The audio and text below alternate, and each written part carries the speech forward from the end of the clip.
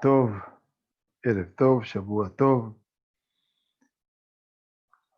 Bienvenidos, bienvenidas. Es un tiempo de Rambam virtual, avanzando en lo que estamos estudiando ya en el Hot Eruvin. Quiere decir todo aquello que representa la gran Takaná, la gran enmienda que hizo el rey Shlomo, así lo explicaba el Rambam, en sus tiempos, porque también las cortes reales se ocupaban de dictaminar, por cierto, la halajá, y de una u otra manera el rey Shlomo con su corte estableció obviamente cómo poder trasladar desde la propiedad privada a la pública o bien de la propiedad pública a la privada durante el tiempo de Shabbat Kodesh. De una u otra manera, las tareas del Eruv son muy importantes aquí en Israel. Casi, digamos, diría que todas las ciudades, excepto algunas en particular que tienen contacto con el mar, tienen Eruv.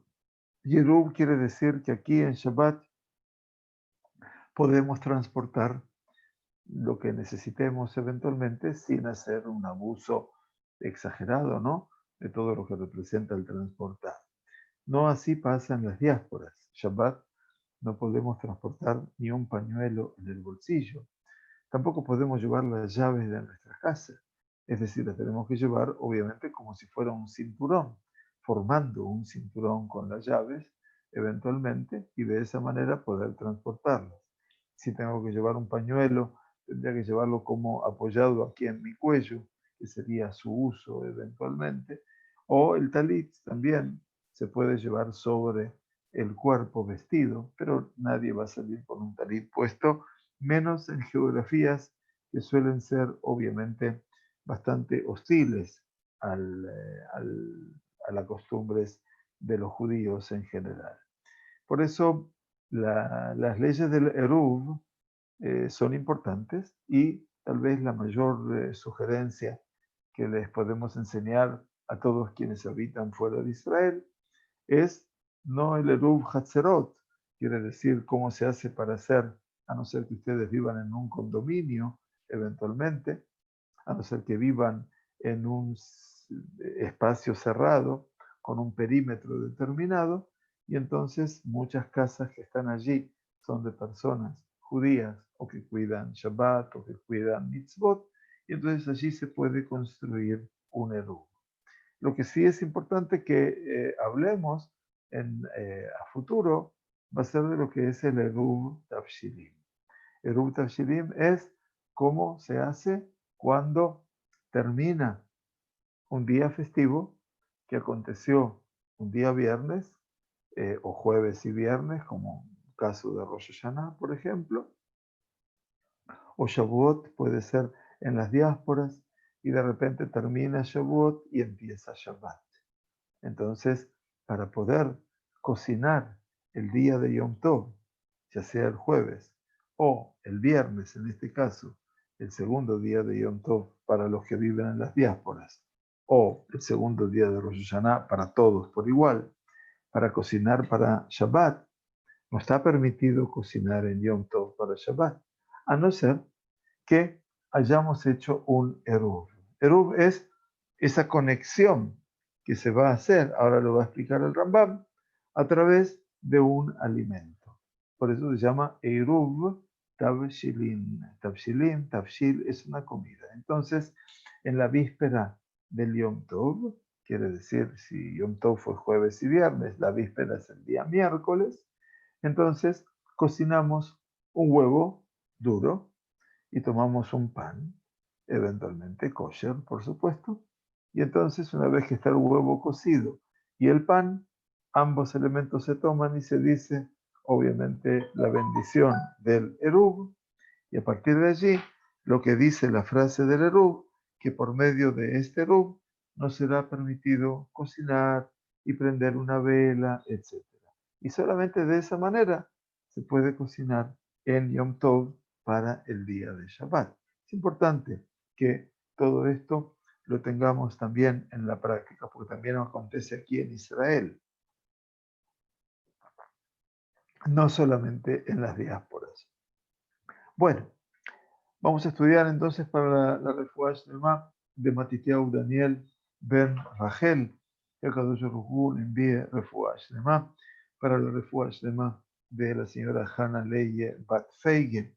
Que Akadosh Baruj Hu le envíe refuá shlema. Shemuel ben Yehuda, que Hashem le envíe refuá shlema para la señora ¿cómo se llamaba la señora? Me falta un nombre, que el More me pasó el día de ayer, de la señora de Lorón, Cohen. Mercedes Bat Camila. Mercedes Bat Camila, ahí está. Mercedes Bat Camila, que Akadosh Baruj Hu le envíe refuá shlema. Si alguno tiene que pedir por alguna persona en particular, entonces lo puede decir también con su propia fuerza para la refuá shlema de esta persona y el nombre de su madre. Eventualmente, y si no conocen el nombre de su madre, directamente decimos el nombre general de las madres, que es Javá. Javá es el nombre que se aplica cuando no sabemos el nombre de la madre de la persona.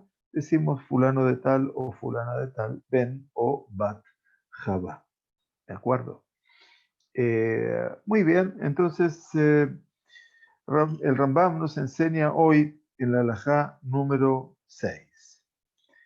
Huma'u ha'eruv azeh. ¿Qué se entiende entonces, pregunta el Rambam, por el eruv? She'it arbu. Y aquí tenemos la palabra eruv con el concepto leit arev. Leit arev quiere decir cuando yo estoy en última instancia conectado con otra persona. También el verbo leit arev es mezclarse en hebreo.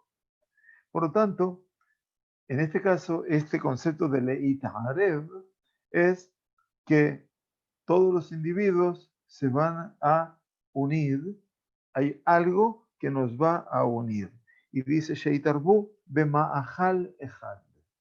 Entonces el punto de fusión, de unión de todas las personas en la ciudad, en el condominio, en el barrio o lo que fuera, es a través de un alimento, un mahal, que obviamente se lo prepara y se lo deja antes de la llegada del Shabbat.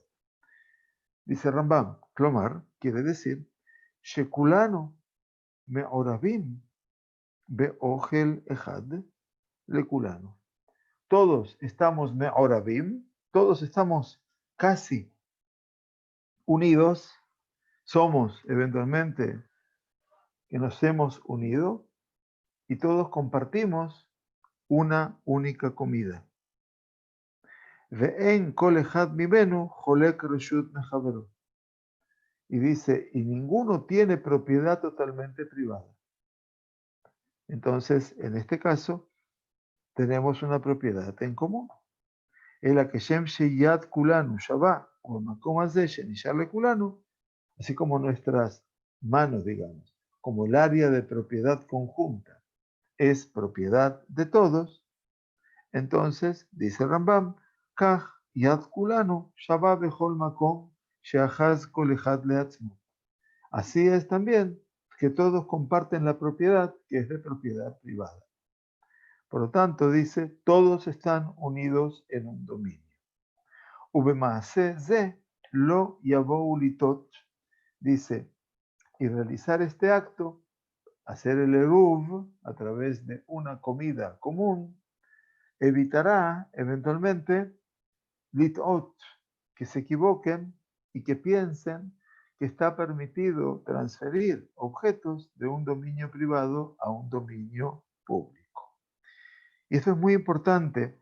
El Rambam lo explica con palabras muy simples y quiero que todo esto quede bien claro para todos ustedes, obviamente.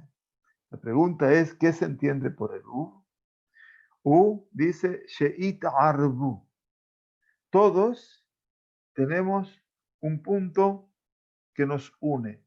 Ese es el Eruv, aquello que me'arev, aquello que hace que ustedes y yo estemos en este momento compartiendo un espacio, por ejemplo en el aire, ¿no es cierto? El Zoom virtual. Pero bueno, más allá de ese espacio del Zoom virtual, estamos hablando ahora de un espacio físico. Entonces, ¿cómo se comparte? Bemahal ejat, con una sola comida.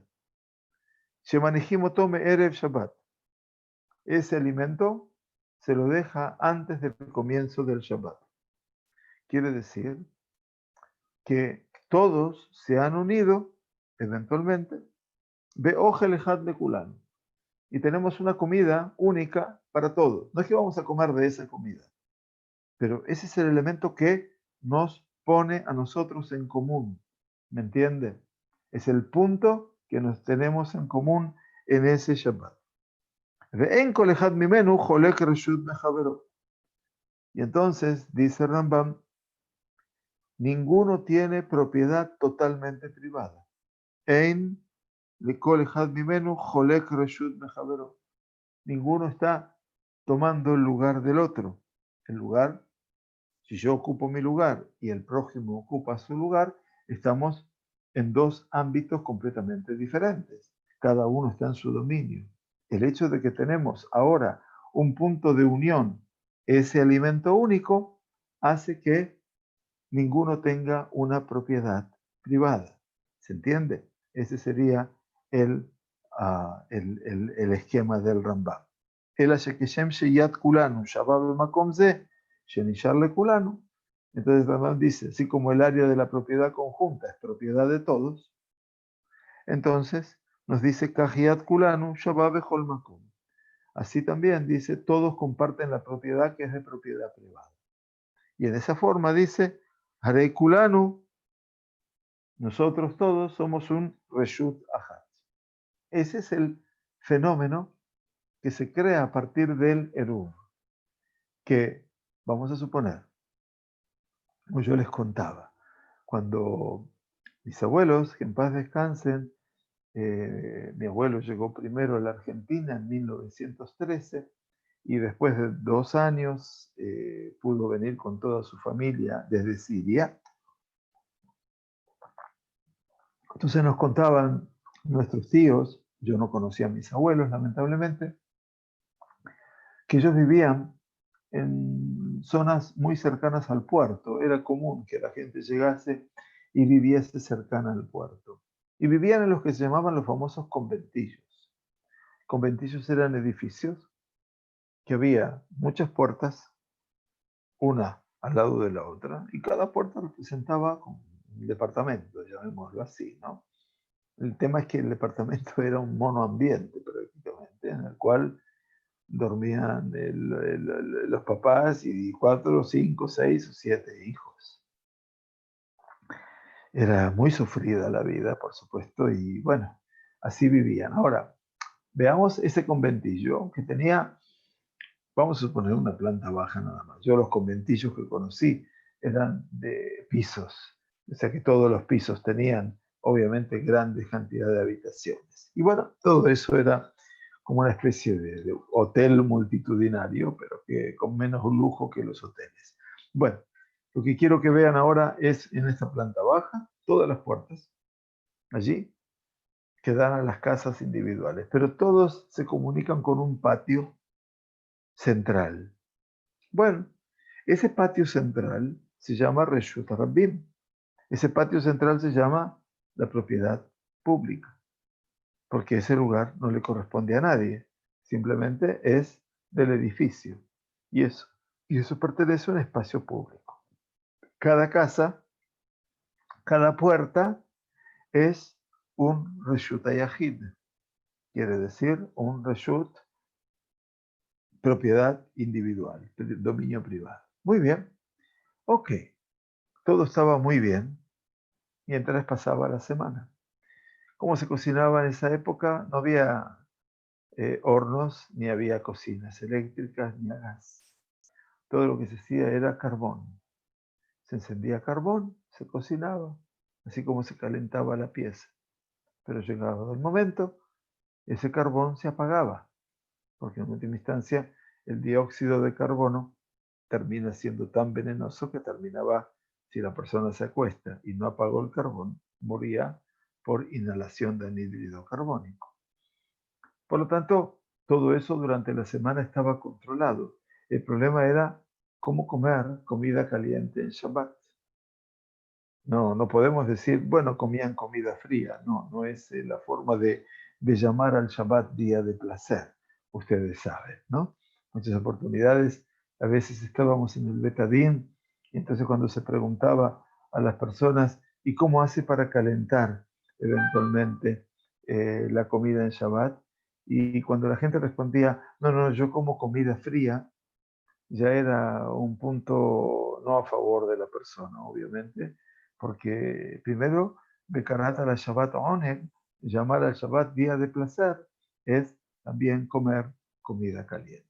Y entonces la comida, obviamente, también tiene que ser caliente en Shabbat y no podía ser una comida simplemente, perdón, una comida fría. Se puede comer ensalada desde ya, pero también hay que comer una comida caliente. Muy bien, ¿cómo hacían en Shabbat? ¿Cómo hacían en Shabbat mis abuelos? Entonces, claro, el brasero con el carbón encendido se ponía en el patio.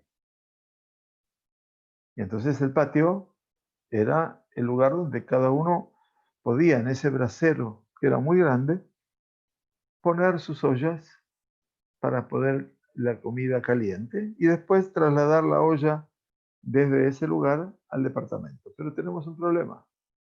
Estamos transportando del dominio público al dominio privado. Y entonces eso estaba prohibido hacerlo. Entonces hacían en esas casas un eruv. Ahí es lo que se llama eruv hatzarot. Ahí se hacía el eruv del patio.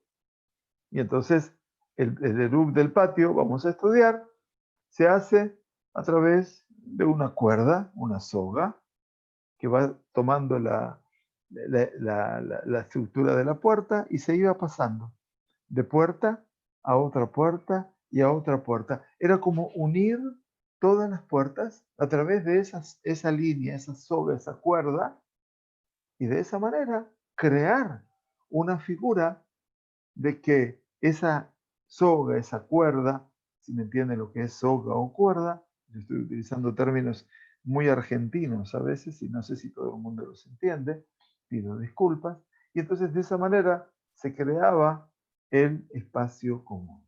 Por supuesto que también se podía dejar un alimento único, que nadie lo comía, como dice el Rambam, y de esa manera todo el mundo podía, habiendo dejado allí un alimento común para todos los habitantes de ese patio, entonces cada uno podía llevarse su olla hacia su departamento, etcétera, y podía transportar de afuera hacia adentro, no de adentro hacia afuera en ese caso. Bueno, espero que lo haya explicado medianamente bien. Ha'eruv, la alajá número 7, dice el Rambam, Ha'eruv she'osim bene hatzer ze im ze. El eruv que hacen los habitantes de un patio entre ellos, Uanikra Eruve Hatzerot. Es el que se llama Eruv Hatzerot, la unión de áreas, Eruv, de los patios. Besheosim Anshei Amavoy Zeim Ze, o Kol Bene Medina, Unikra Shituf. La unión de las personas que viven en un Mavoy, ¿se acuerdan que era un pasaje que va uniendo a casas de un lado y casas del otro? Estas casas tienen sus propios patios, de un lado y del otro, pero hay un pasaje intermedio, ¿sí? Y entonces los que se hacen en el pasaje intermedio llamado Mavoy, o de todas las personas de la ciudad, es lo que se llama Shituf Hatzerot. Quiere decir, Shituf es asociación. Es algo mucho más amplio. Por supuesto, explica el Rambam. Muy bien. Entonces, ahora nos va a decir cómo se hace el Eruv Hatzerot. En la alajá número 8 nos dice Ein me'arevin bachatzerot ela bepat shelema bilbat. Un tema muy importante a tener en cuenta, dice Rambam, es que el eruv, esta forma de unir a los habitantes de un patio, no se puede hacer sino con una hogaza de pan entera. ¿Bien? Una hogaza de pan entera. ¿Qué significa? Explica la Gemara de Eruvin, que estamos estudiando ya. En esta semana se va a alcanzar la página 81, creo que estamos en la 77, 78, si no me equivoco, que nuestro querido Morey Yosef está enseñando el Daf Yomi, ya más de 300 páginas ha enseñado, así que es una buena forma de apoyarlo y de seguir el estudio del Daf Yomi, a pesar de que está grabado, entonces ustedes lo pueden estudiar ya grabado también, no en directo, también es una forma de apoyar el Bet Midrash. Entonces dice la Gemara de Eruvin, creo que es 81 u 82, afirma de por qué tiene que ser con un pan entero para hacer el Eruv Haserot, el Eruv de un patio, porque fue para evitar disputas entre los vecinos que pudieran surgir si uno daba un pan entero y el otro solo una porción de pan. La Halajá 16 nos va a hablar precisamente de un aspecto de esto, donde dice que cada familia en el patio da un pan entero. ¿Está bien? Y ya vamos a ver la halajá que se dice también. Ahora, el Shulchan Aruch, Marán Yosef Karo, que es la autoridad máxima de la confección de la halajá para el mundo sefaradí, saben que él editó el Shulchan Aruch en el año 1565. Y eso marcó un antes y después en todo lo que es la halajá consuetudinaria, ¿no? El Shulchan Aruch es la halajá de acuerdo a la perspectiva de la tradición sefaradí. Y el mismo Shulchan Aruch trae también la usanza ashkenazí de Ramá, Rabbi Moshe Isserles. Quiere decir que está todo agrupado en un solo libro. Si bien decía el Shulchan Aruch, establece que si una persona hace un eruv en nombre de otras, quiere decir que no pide, no recolecta harina o panes de los demás habitantes del patio, es posible utilizar un pan que no esté entero. Así dice Marán Shulchan Aruch, que si yo voy a hacer el eruv por toda la gente de mi patio, de mi barrio, de mi espacio social, entonces puedo utilizar un pan que no sea entero. Entonces, lo primero que dice Rambam es el eruv se hace ante todo con una hogaza de pan entera. Afilu, dice, incluso, Kikar ma'afe se'a ve'iperusa en me'arbimba. Dice incluso, si una barra de pan, un trozo de pan, tiene el tamaño de una se'a, sería aproximadamente hoy unos 8 kilos en medida actual. Si tuviera una barra de pan de 8 kilos, pero está cortada, está rebanada, no se puede usar para un eruv. Muy interesante, ¿verdad? O sea, grande, pero está cortada. Justamente el Shabbat, perdón que hago una disquisición, estaba, antes de terminar la tefilá en Shabbat, siempre decimos algún debar Torah cortito, y entonces le traía una cita de que hablaban sobre Noach Ish Tzadik Tamim allá Bedorotav, un hombre que era justo y que era íntegro. Entonces la pregunta obviamente es si ya la palabra tzadik está hablando de un escenario fundamental en el ser humano, es un tzadik. Y poder hallar un tzadik en esa generación era mamás encontrar una piedra preciosa que agrega el concepto de tamim. Entonces le preguntaron al José de Lublin, a uno de los más inspirados maestros del Hasidut. Dice, ¿qué es más importante? ¿El gadol o el tamim? ¿Qué es más importante, el grande o el íntegro? Y entonces dice, ¿qué es más importante? ¿Gadol sheyet gadol o tamim sheyet tamim? O el íntegro que sea íntegro. Entonces, el rabino de Lublin le explica a sus alumnos y les dice, mira, si tú estás en Shabbat y tenés delante de ti un pan grande, gadol, que está cortado en rebanadas, y tienes otro pan que es más pequeño, pero que está entero, sobre el cual dices la brajá, sobre el grande que está cortado o sobre el pequeño que está entero. Entonces la respuesta de los alumnos fue clara, sobre el tamim. Entonces dice, bueno, ahí está la diferencia. Una cosa es ser grande, la otra cosa es ser entero. Entonces hay una diferencia preferencial en ser tamim, en ser entero. Bien, entonces nos acordamos de eso.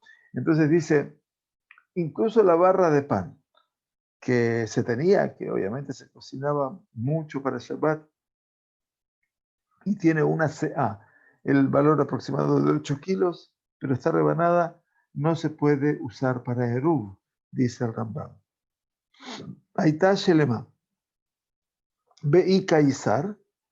Ahora bien, si ese pan está completo, incluso si es tan pequeño como un Isar, ¿qué quiere decir Isar? Isar es una moneda, una pequeña moneda de plata italiana, que pesaba eventualmente, dice Ilhot Shekalim, que pesaba 4 granos de cebada.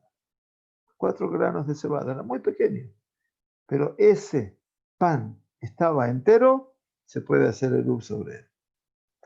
Ukeshem sheme'arevim bepat sebu'a, dice, y así dice eventualmente, como se puede hacer eruv con una hogaza de pan hecha de granos, de tebuá, quiere decir de los 5 granos, trigo, espelta, cebada, avena y centeno.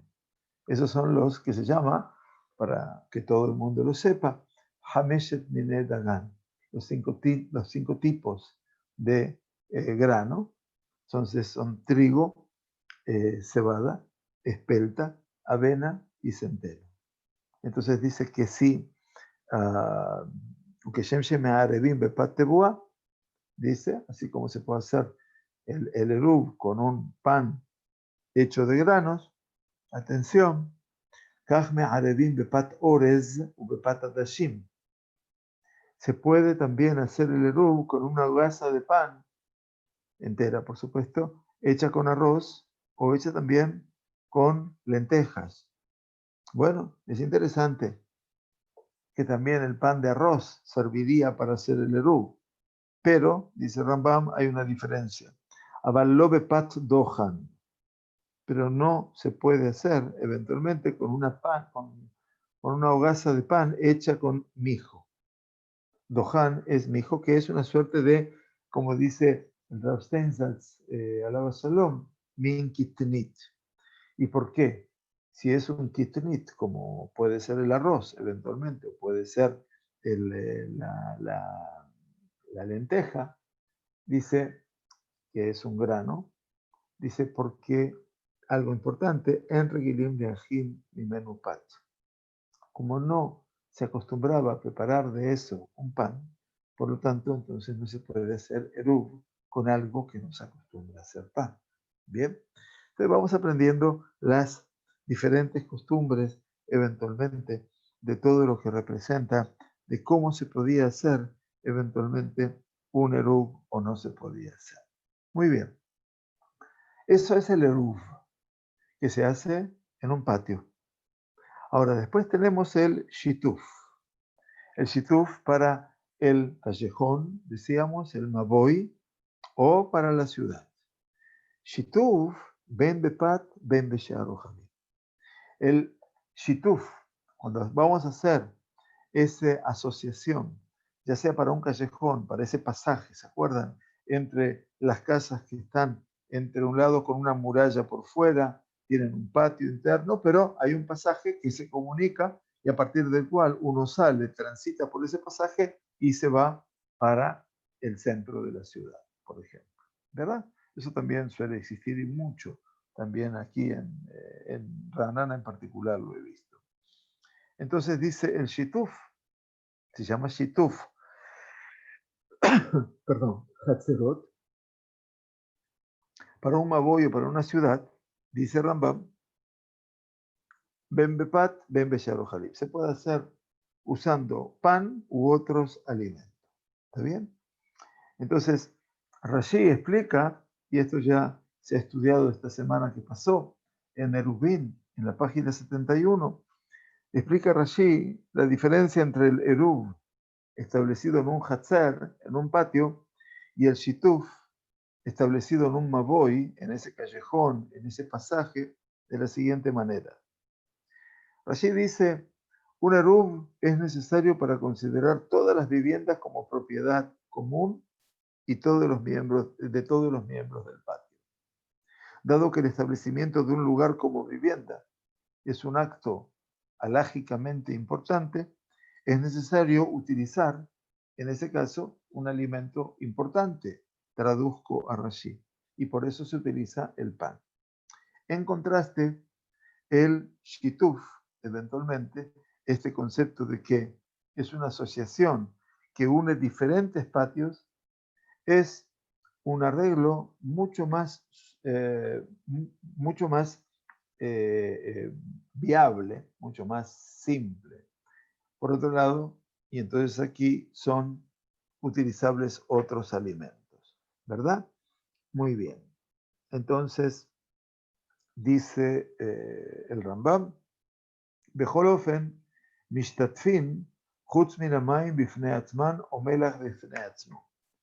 Entonces dice, podemos utilizar cualquier alimento para el shituf, no necesariamente pan, pero no se puede utilizar ni agua ni sal.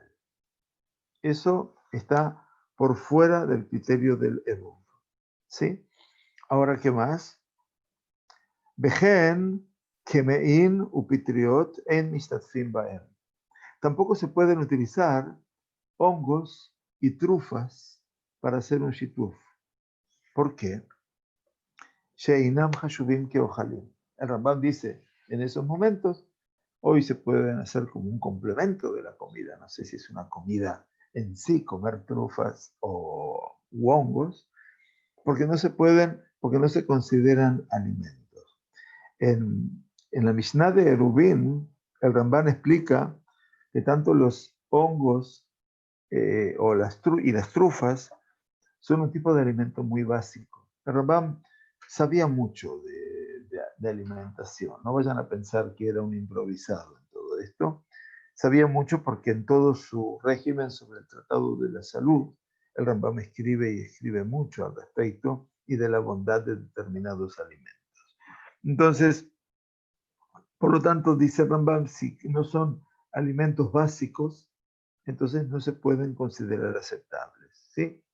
En la explicación del Gaón de Vilna al Shulchan Aruch del Maran Yosef Karo, el Gaón de Vilna escribe que la exclusión no se aplica a los hongos y a las trufas cocidas, ya que los hongos y las trufas cocidas se consideran alimentos de alta calidad.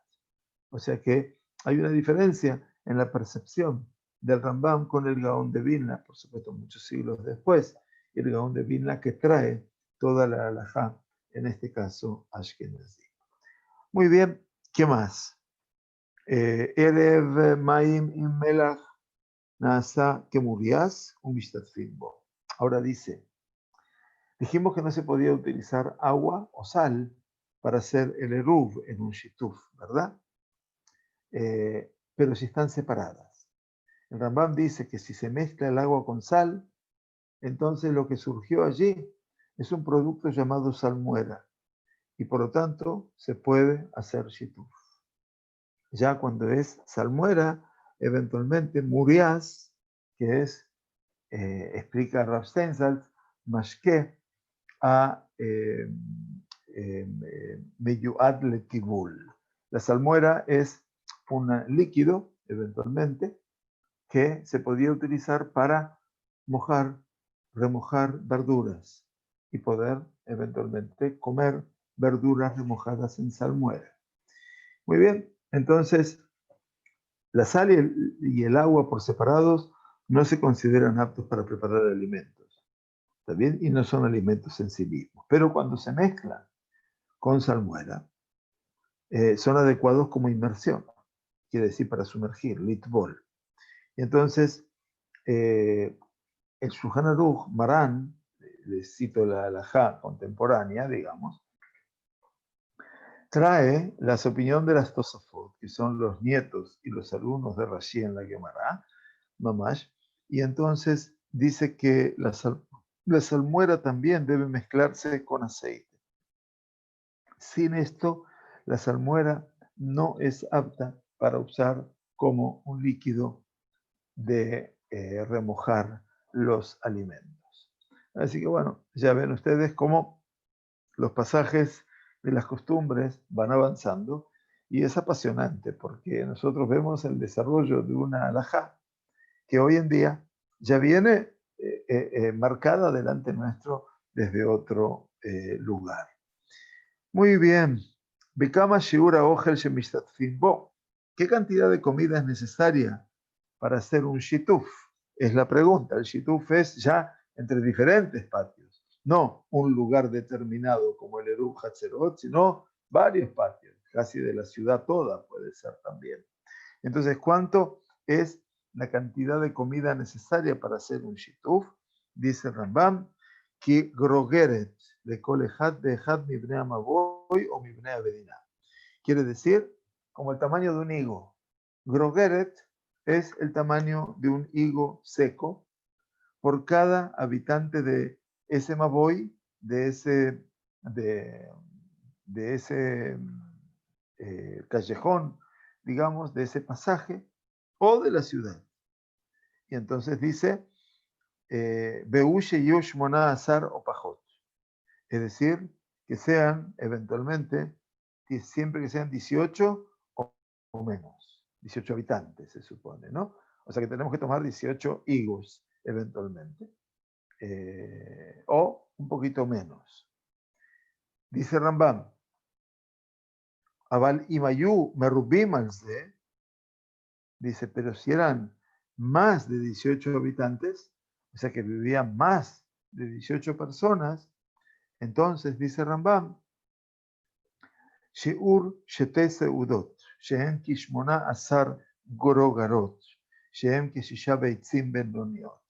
Estas son, para que ustedes entiendan, las medidas, como se medían en la época del Talmud y en la época medieval.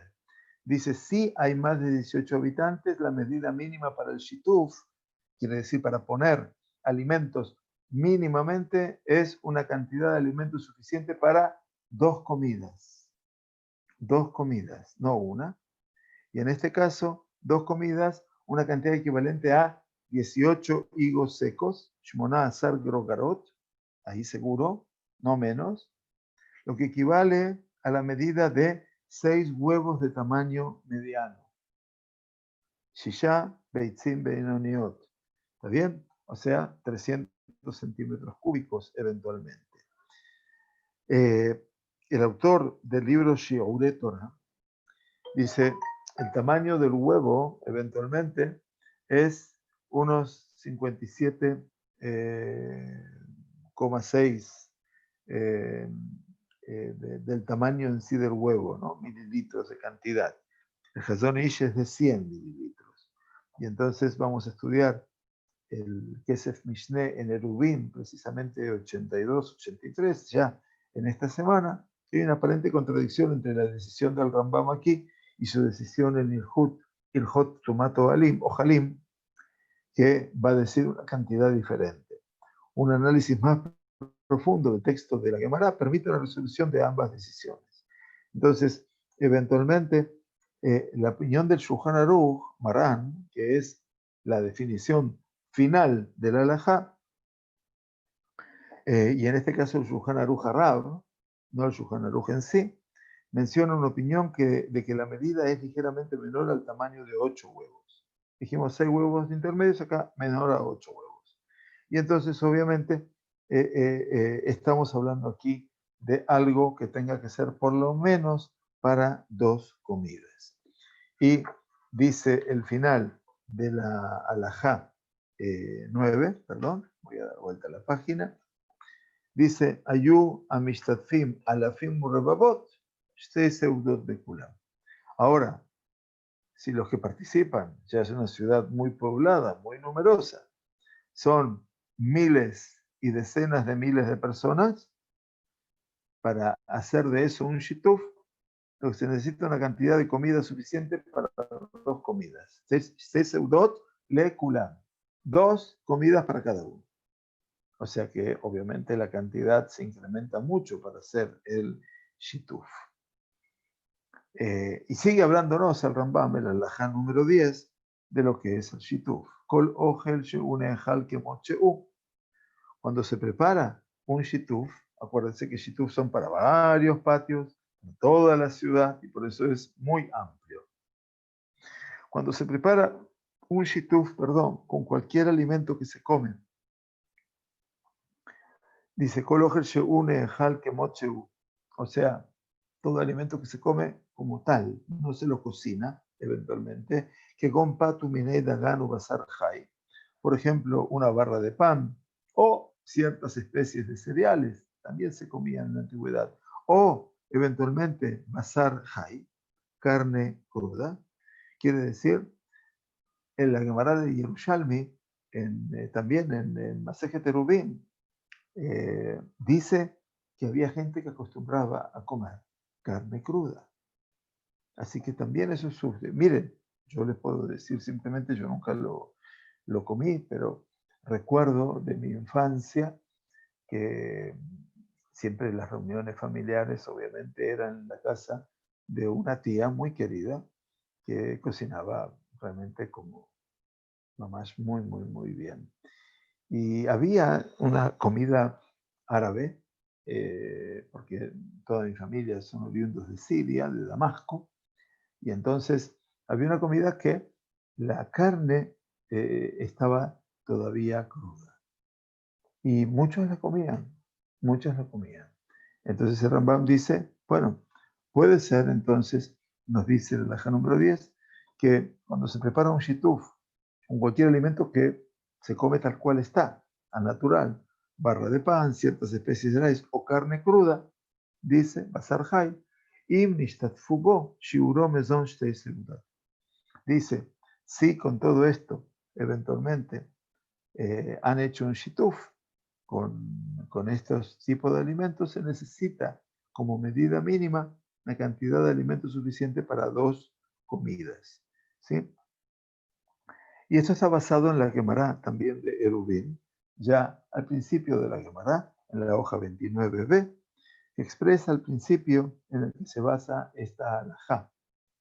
Para los platos de acompañamiento que se comen junto con el pan, la medida mínima es la cantidad de esos platos que se consumen en 2 comidas. Para los alimentos que no son un acompañamiento del plato principal, una cantidad lo suficientemente grande para comer 2 comidas. Les voy a explicar por qué. En la época talmúdica, el pan, el lejem, era el alimento básico que generalmente se servía como base para una comida. Todo era más basado en el pan. También se consumían cantidades menores de otros alimentos en una comida, junto con pan, como guarniciones, llamémosla así. En consecuencia, si el alimento en cuestión se suele comer junto con pan como guarnición, es necesario traer solo la cantidad que normalmente se consumiría como guarnición en una comida. Sin embargo, si la comida no se suele comer con pan, sino que es un alimento básico que se puede usar como alimento básico en lugar de pan, se requiere la cantidad total necesaria para 2 comidas, sería la lógica de la halajá. Muy bien, y entonces nos dice el Rambam, eventualmente,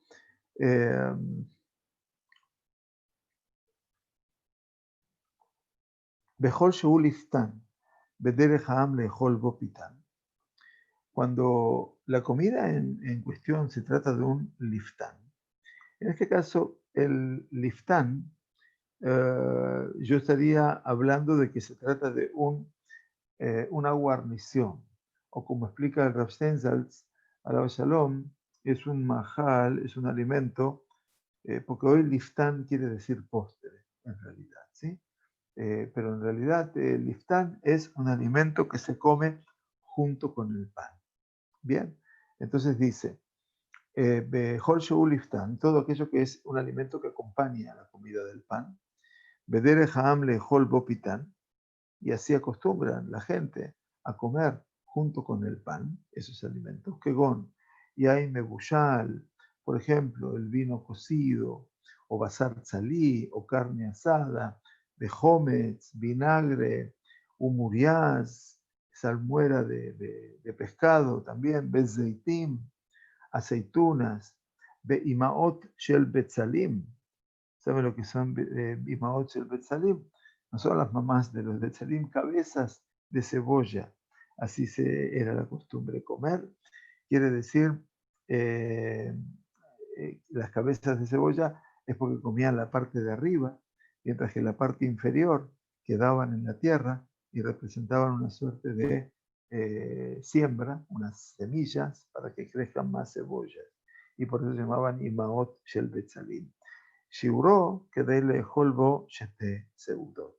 Su tamaño es la cantidad, es suficiente, la cantidad mínima es la cantidad suficiente como para comer o acompañar dos comidas.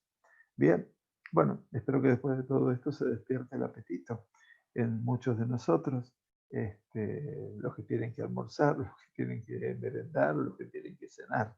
En este caso nosotros sabremos de cenar desde la ocasión. Muy bien, la alajá número 11 para el día de hoy, este capítulo de Erubim, que es el capítulo 30 perdón, es el capítulo 1 de Masejet Erubim, estaba pensando en Shabbat, tiene el desarrollo de 20, el primer capítulo tiene 22 alajot. Bien, bueno. Vamos a ver también después las estructuras que también el Moré Yosef nos ha mandado para poder presentar, ¿no? Hoy seguramente. Bueno, la última alajá del día de hoy. Nishtatfu beyain chai. Cuando se usa vino fresco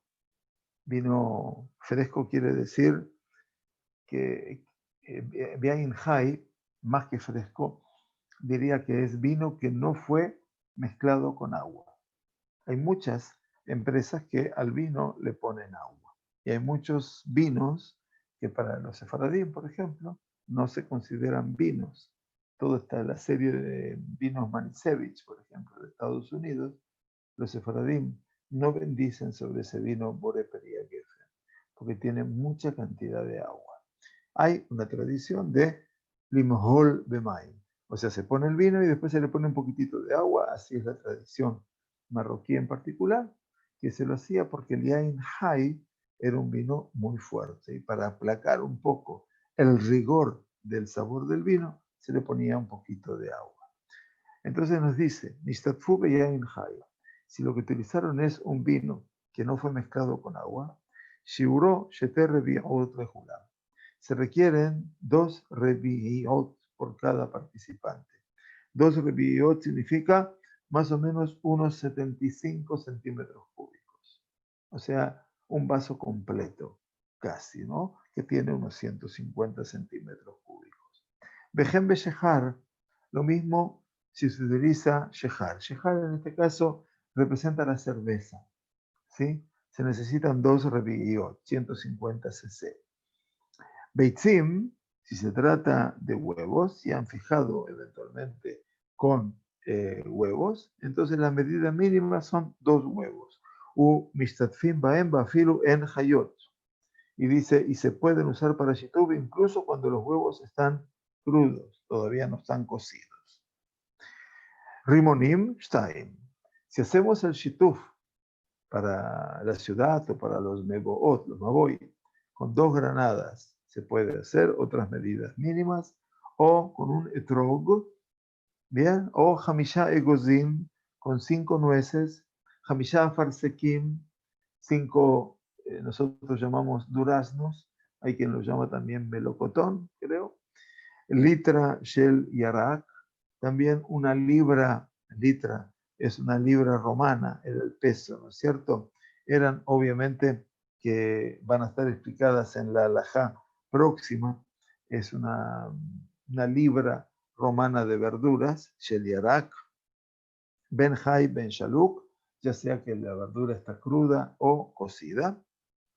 Beimaya bashel, velo bashel, dice, pero si las verduras se cocinaban ligeramente, pero no completamente, entonces M arebimbo no se podían utilizar para hacer erú. ¿Por qué?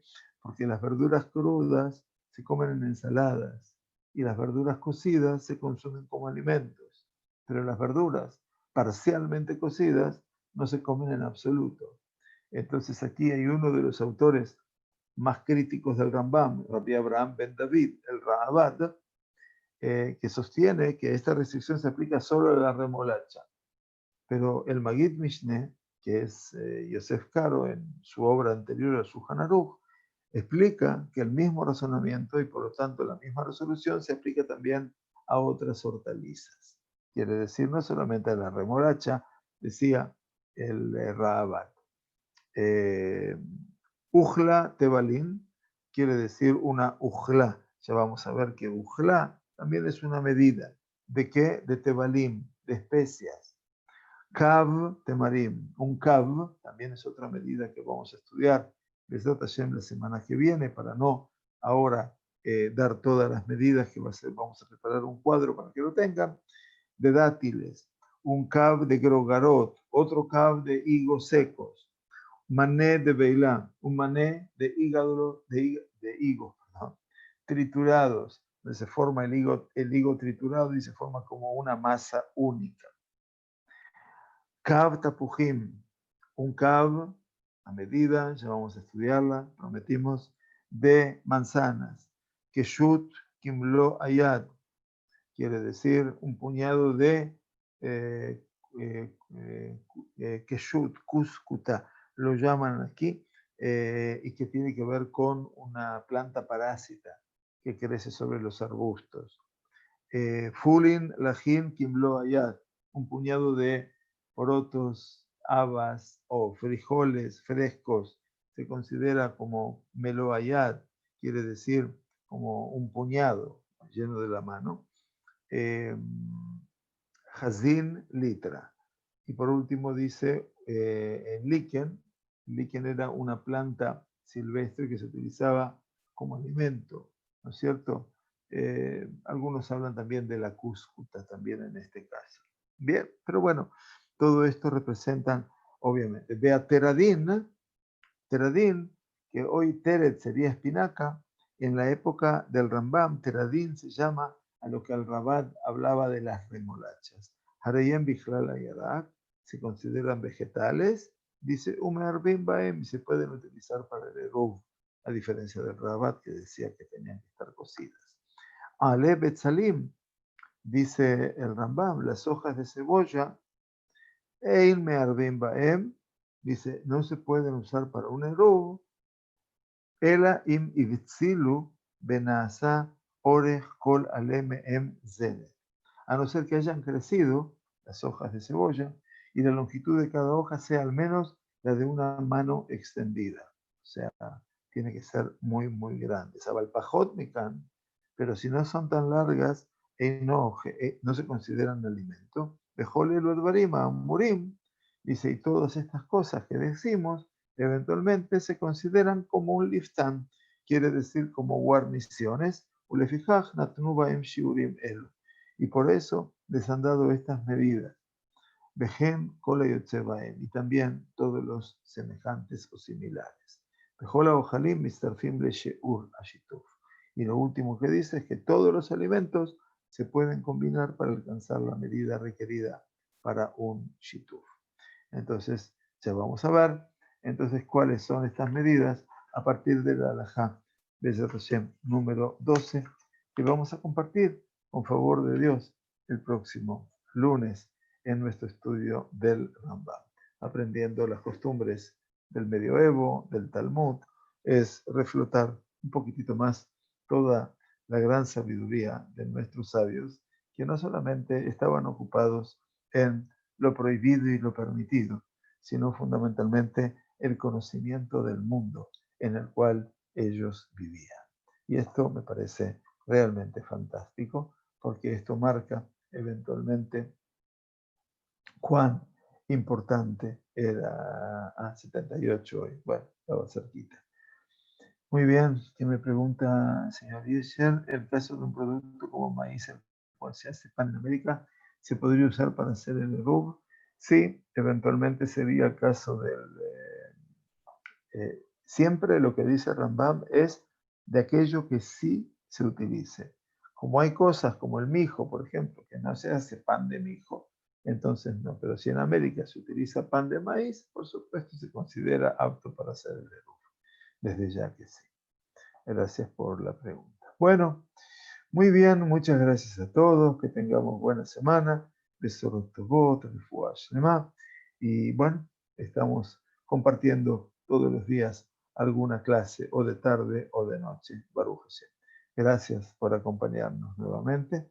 Y bueno, nos vemos, si Dios quiere, la próxima semana para muchos. Gracias a todos.